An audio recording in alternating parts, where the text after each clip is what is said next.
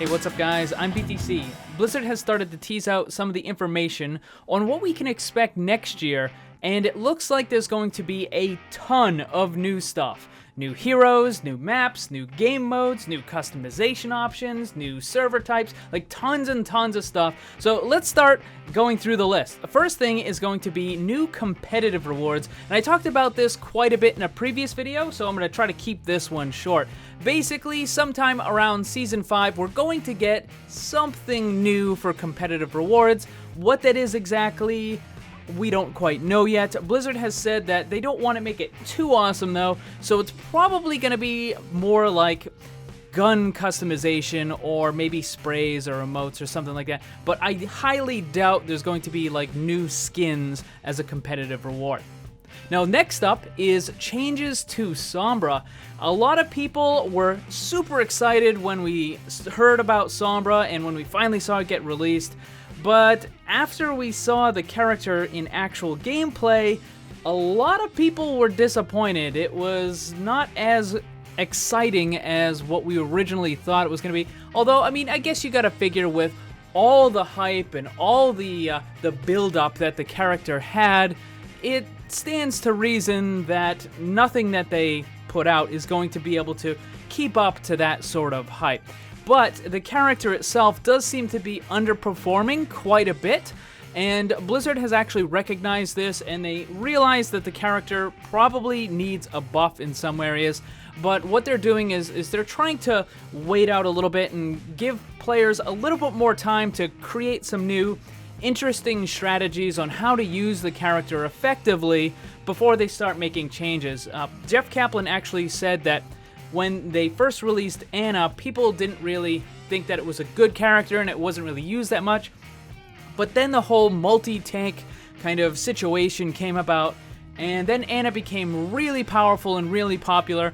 So Blizzard just wants to give a little bit of time to see if people are able to come up with anything for Sombra. There have been a couple of high-level teams that have experimented with different Sombra strategies, but for the most part, none of it really seems to be that effective, so it's likely we're going to see a buff for Sombra sometime early next year. What exactly that is, they're not telling us yet though. So next up is there's going to be a brand new event that's going to come early in the year. Now, we don't know what it is. I'm thinking it might be like maybe Chinese New Year or something, because it's going to be attached to apparently a really awesome new skin for May. And then they haven't really given us too much information about it, but they have said that it's not going to be Easter or Valentine's Day. So maybe, I don't know, Chinese New Year, St. Patrick's Day, who knows? I guess we'll have to wait and see. Next up are a whole bunch of customization options for your voice lines, emotes, and sprays. So right now you can have a keybind that will open a communication wheel, and on that wheel will be things like hello, thank you, I need healing, group up, those sorts of things. Blizzard is going to make it so that you can put 4 of your character's voice lines on the wheel. Now, a lot of times people will just pick one voice line and then that's all they ever use. Like, they never go back and they never change it to any of the other ones, right? Well, Blizzard is going to make it so that you can choose from any of the 4 that you want. And they're also going to do the same thing with emotes, so you can have 4 of them set up and pick the one you want whenever. And also with sprays, so rather than just having, you know, the one spray, you can put whatever you want. So that's pretty cool. I mean, it doesn't really make the game like more balanced or anything, but it's always good to have a little bit more customization options so that you're not constantly just using the same thing over and over again. You know, unless it's Naked Pig for your spray, because that is the only spray you will ever need. It's the best. Speaking of communications, Blizzard wants to improve the voice comms in competitive matches, specifically getting everybody into the same voice chat.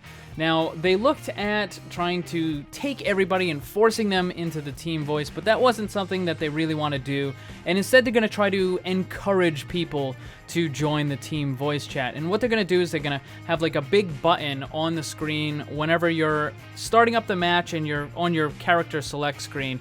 So there's going to be a button that says, hey, you know, join the team voice chat, whatever, and all you have to do is click that and it'll put you in team voice. And The reason for this is because a lot of times people join and they either don't have their team voice enabled, or maybe they're in a group and they're in the group voice chat.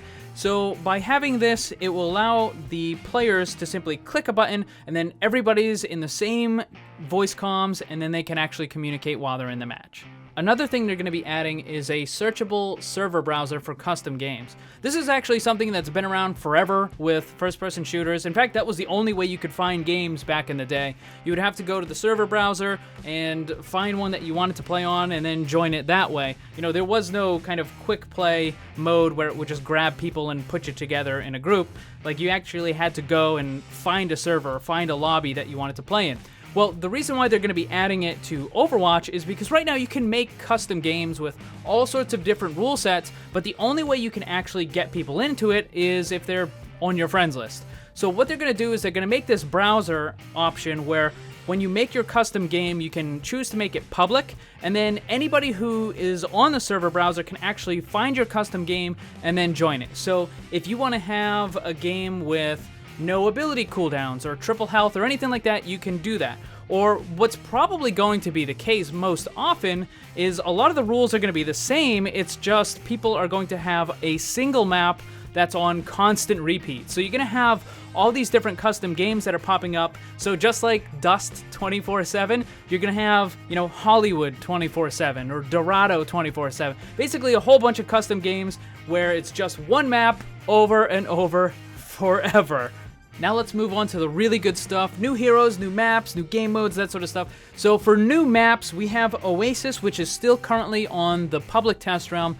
That's probably going to get moved over to the live server anytime now. I think they're pretty much done with the testing. It's just because of the whole Christmas break that it's getting delayed a little bit, but I fully expect the Oasis map to be pushed onto live really soon. Now, in addition to that, they have said that there is another map that they're really happy with, and it sounds like they're mostly done all of the construction phase of the new map. So after Oasis, maybe in a month or so, we might see another new map come out. Now, we don't know what that one's going to be, but Jeff Kaplan did say it's going to be one of the traditional maps.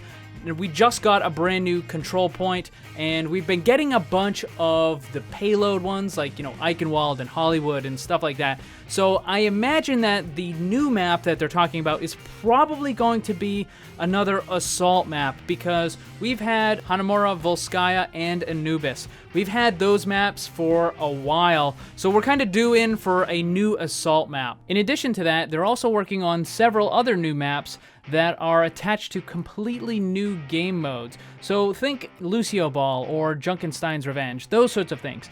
Jeff Kaplan did say that they're almost certainly going to be in the arcade, but that it's possible that maybe one or two of these new game modes might actually find their way into quick play or even competitive. And last but certainly not least are the brand new characters.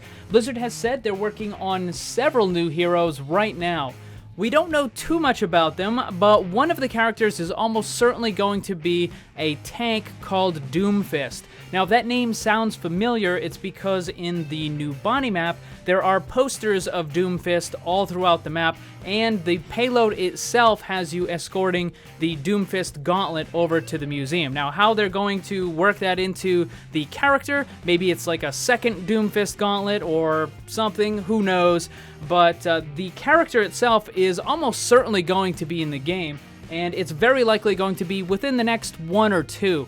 Also, an actor named Terry Crews, you may know him from like the Old Spice body wash commercials. He's actually expressed interest in doing the voice acting for the Doomfist character, and recently he went to Blizzard Studios. Now, we don't know the exact details of what went on when he went there, but it's very likely that they were discussing some sort of contract terms for the voice acting. So I don't think he's already done the voice acting, because that stuff takes a little bit of time to do, but he almost certainly did some sort of negotiations for actually doing the voice lines of the character. So maybe in like late January, early February, we might see some of the first hints at a new character, which would be pretty awesome. And since they said they're working on several characters, my bet would be the next one after that is probably going to be defense, because the first one we had was Ana as support, then Sombra as offense. If Doomfist is a tank, then the next one after that, probably gonna be defense. I mean, they don't really have to do that, like one for each category, but it kind of would make sense to kind of balance it all out. But hey, what are you most looking forward to in 2017? Let me know in the comment section below. But that's going to be it for this one, guys. Thank you very much for watching. Hope you enjoyed it. If you did, make sure you hit that like button, share with your friends, and subscribe, because there's lots more Overwatch on the channel. Remember, always blame the controller, because it's never your fault.